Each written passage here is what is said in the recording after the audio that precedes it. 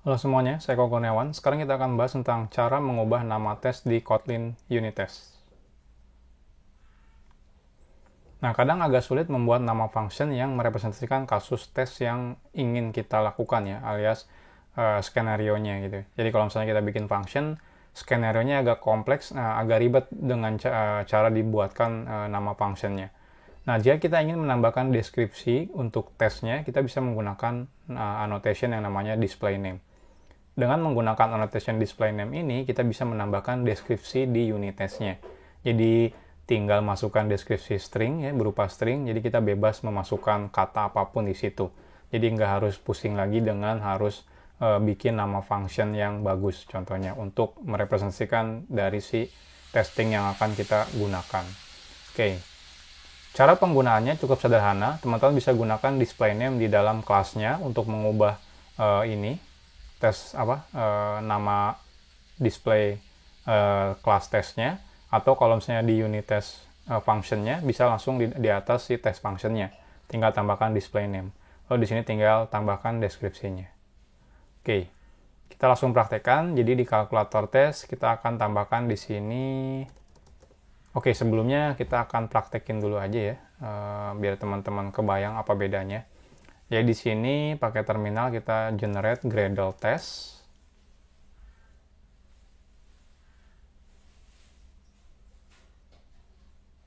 Kita tunggu sampai selesai tesnya. Nah, setelah selesai teman-teman bisa lihat di build-nya itu ada report.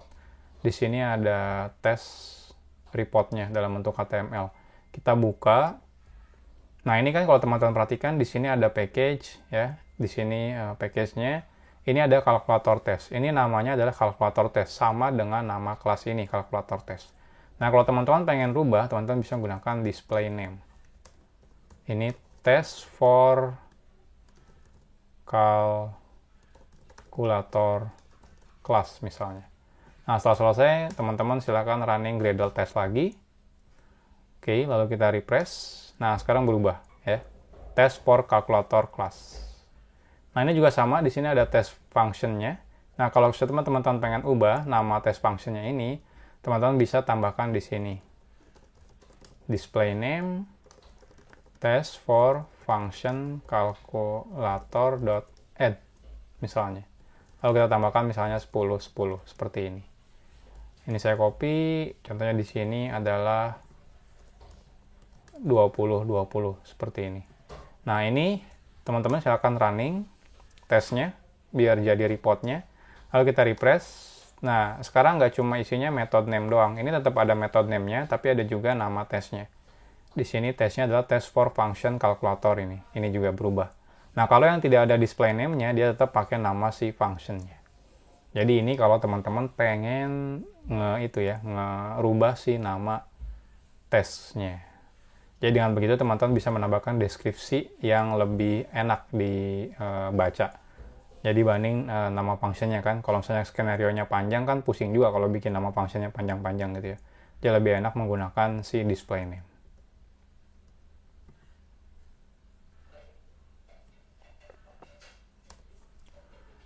Nah, selain menggunakan display name, kalau display name kan teman-teman harus lakukan satu persatu ya di dalam si ininya, si unit test functionnya. Jadi teman-teman harus tambahkan annotation add display name.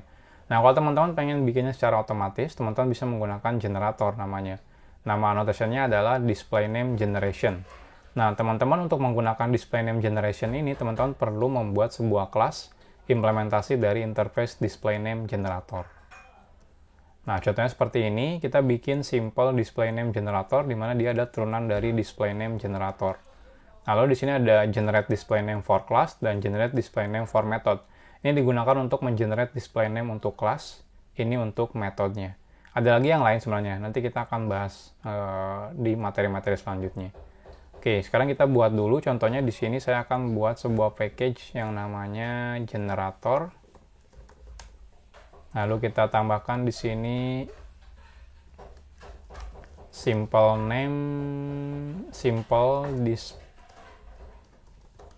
display name generator.